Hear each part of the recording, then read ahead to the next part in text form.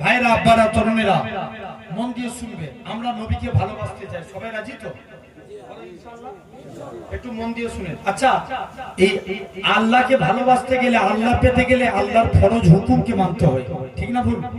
তাহলে নবী পেতে গেলে নবীর সুন্নতকে ভালোবাসতে হবে। কাকে? নবীর সুন্নাত, নবীর সুন্নতকে ভালোবাসতে হবে। নবী বলছে মান হাব্বা সুন্নতি, যে আমার সুন্নতকে ভালোবাসলো, ফাকাদ আহাব্বানি, সে আমি নবী আমায় ভালোবাসলো। ওমান আহাব্বানি, যে আমায় ভালোবাসলো, কানা মাই ফিল জান্নাত, আমি নবী কথা দিলাম তাকে জান্নাতে না নিয়ে যে আমি নবী আল্লাহর দয়ার জান্নাতে যাব না। জোরে বলো। আসেন, আমরা যদি দিনে একটা সুন্নত মানি, বছরে কটা মানা হবে? জোর করে। আচ্ছা, দিন ছেড়ে দেন, মাসে একটা মানবেন, বছরে 12টা, মাসে একটা করে মানবেন। বলো ইনশাআল্লাহ। জোর করে বলো ইনশাআল্লাহ। 1 নাম্বার, দাড়ি রাখা। দাড়ি রাখা কার সুন্নাত? নবীর সুন্নাত। শিখ ধর্মের একজন নেতা আছে জানেন, গুরু নানক।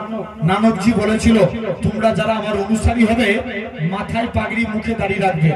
যত শিখ পাঞ্জাবির মডেল সব মাথায় পাগড়ি, মুখে দাড়ি রাখে না? রাখে না? ভারতের একটা বোলার হরদীপ সিং, সেও মাথায় পাগড়ি, মুখে দাড়ি। আরে তারা যদি তাদের নেতার অনুসরণ করতে পারে, আমরা তো নামাজে বলছি সাইয়্যিদেনা ও মাওলানা মুহাম্মদ, আল্লাহ নেতা হিসাবে, সর্দার হিসাবে মানি নবী মুহাম্মদ সাল্লাল্লাহু আলাইহি সাল্লামকে। আল্লাহ নবীকে নেতা বলে মানি। নবীর সুন্নাত দাড়ি রাখেন।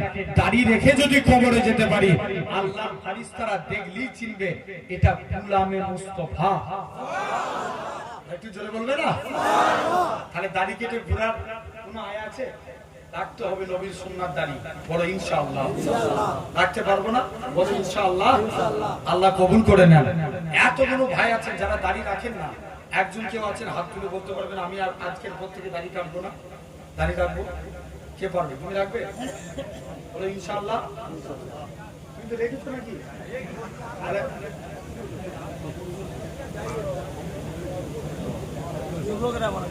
একজন বলো দেখি। মাশাআল্লাহ, কি নাম তোমার? নামটা জোর করে শুনে বলো তো। দুজন হাত তুলেছে, তাকবীর দেন, নারে তাকবীর, নারে তাকবীর। দুজনেই দাড়ি রাখবে। আলহামদুলিল্লাহ। আমি দোয়া করি আল্লাহ এই যুবক গুরুর সঙ্গে নবী পাকের দিদার নসিব করিয়ে দেন। বলেন আল্লাহুম্মা আমিন। জোরে বলো না আলহামদুলিল্লাহ। আল্লাহ কবুল করে নেন। আসেন ভাইরা, তাহলে 1 নাম্বার দাড়ি। 2 নাম্বার, আমরা অনেকে পাঞ্জাবি পরি তো, সবাই পরি তো নাকি? আলহামদুলিল্লাহ। অনেকে পাঞ্জাবি পরি। যখন পাঞ্জাবি পরবেন আগে ডান হাত দিবেন। জোর করে বলো ডান হাত। শার্ট জামা পরছেন, ডান হাত আগে দিবেন। গেঞ্জি পরছেন, ডান হাত। পায়জামা পরবেন, ডান পা। স্যুট পরবেন, ডান পা। জুতো পরবেন, ডান পা। মায়েরাও যারা শুনছেন, ব্লাউজ পরবেন, ডান হাত। জামা পরবেন, ডান হাত। পায়জামা পরবেন, ডান পা। কাউকে কিছু দিবেন, ডান হাত। কারো কাছে কিছু নিবেন, ডান হাত। এই ডান ডান ডান। কিয়ামতের দিন আল্লাহ বলবে, এই তোরা যারা ডানপন্থী আছিস এগিয়ে আয়। বান্দা জিজ্ঞেস করবে, কেন আল্লাহ? আল্লাহ বলবে, যা, তোরা আমার নবীর সুন্নত মেনেছিস, আমি আল্লাহ তোদেরকে নাজাত দিয়ে দিলাম।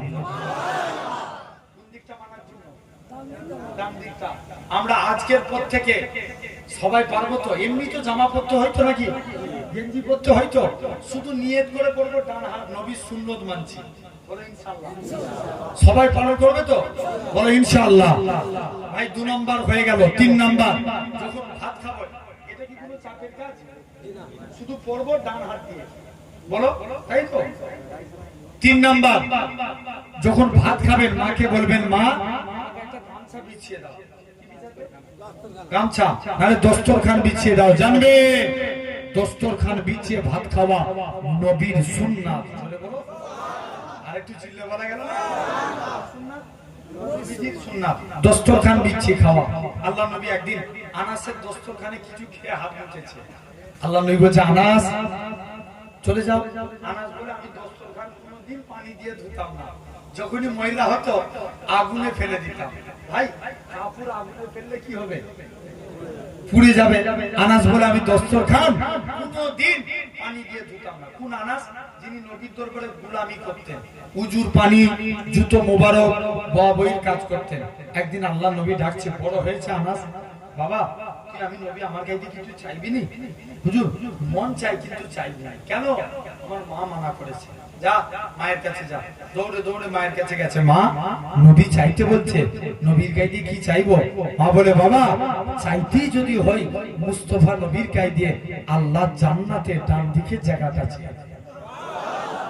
আরো জোরে বলা গেল না? মা ডান দিক না পেলে বাম দিকটা নিবি। যা নবীর দরবারে চলে যা। মুসলমান বলে ছেলে মেয়েরা, বাবা তরুণেরা, এই নবী প্রেমিকেরা, হযরতে আনাস নবীর দরবারে চলে যায়। আল্লাহ নবীর দরবারে যে সালাম দেয়, আসসালাতু ওয়াসসালামু আলাইকা ইয়া রাসূলুল্লাহ হাবিবাল্লাহ। আল্লাহ নবী সালামের উত্তর দিলেন, ওগো বাবা আনাস কি ব্যাপার বলো?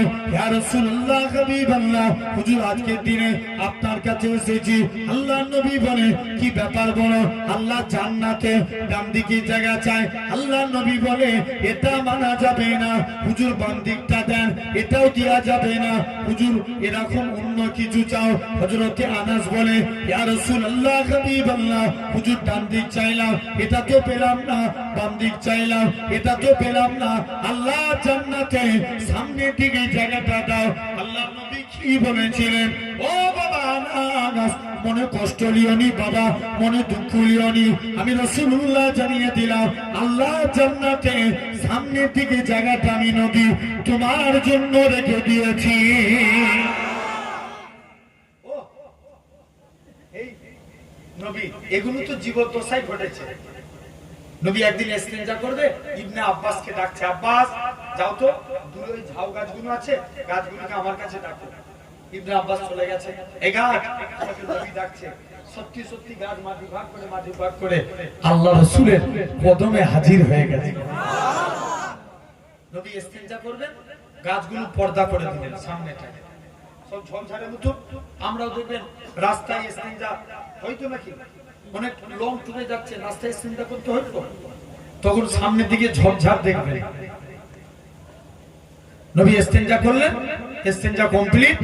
নবী ইবনে আব্বাসকে ডেকে বলছে, আব্বাস গাছ চলে যাও, নিচের জায়গায় চলে যাও। গাছ আবার নিচের জায়গায় চলে যায়। জোরে বলবে না? ইবনে আব্বাস বলছে, নবী ইস্তেঞ্জা করেছে, আমি যে দেখি ওই জায়গাটায় কি ঘটেছে, আল্লাহর কসম যে দেখি ওই জায়গাতে মুস্কে আম্বরের থেকেও বেশি খুশবু চালু হয়ে গেছে। জোরে বলা গেল না? ভাই শুনেন, তাহলে সেই নবী একটু একটু করে মনে রাখবেন। আমি যে কথা বলছিলাম, সুন্নাতের উপর এখন আমল চলছে। তাহলে সেই আচ্ছা, সমাজে দেখবে, সমাজে এক শ্রেণীর মানুষ আছে বলে নবী আমাদের মতন মানুষ, কথা বলে না, আছে না? বলে না, বলে না? আরে এরকম মানুষ আছে না? নাই? কথা বলে না, দেখিয়ে দেবো। এরা বিয়াদবি করতে করতে দেখবেন এখন অনেকে আবার এই নবী দিবস মাস এলে একদম মলি সাহেব বেরিয়ে যায়। শুনছো তো?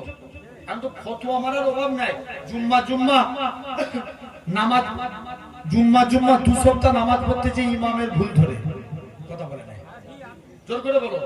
এরকম ফতোয়াবাজ আছে তো, দুটো নামাজ শিক্ষা কিতাব পড়ে ফতোয়া মারে। যারা 18 বছর 17 বছর আলেম পড়াশোনা করে টাইটেল পাস করে ধরে, তারা কি করছে জেনে রেখে দেন। এই নবী দিবস মাস এলেই দেখবেন একদল মানুষের জ্বালা, একদল মলি সাহেবদের জ্বালা শুরু হয়ে যায়, আছে না? বলে ঈদে মিলাদুন নবী করা যাবে না, বিশ্ব নবী দিবস করা যাবে না। এরকম একজন ফতোয়া মারছে, বুঝলেন?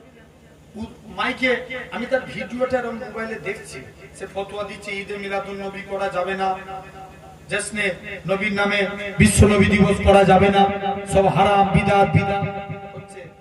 শুনছো তো? আমি ক্যামেরাটা জুম করছি, পিছনে দেখবেন অনেক জলসায় সেই ফেস্টুন মারা থাকে তো, 786 কি গ্রামের নাম দিয়ে বলে অমুক গ্রামের বিরাট বড় জলসা, ঠিক আছে তো? ওরা ফেস্টুনে লেখা আছে, ভালো করে জুম করে ভিডিওটা দেখছি, ফেস্টুনে লেখা আছে যে বিশ্ব নবী দিবস উপলক্ষে বিরাট জলসা, আমন্ত্রিত ওলামায়ে কেরাম অমুক অমুক অমুক।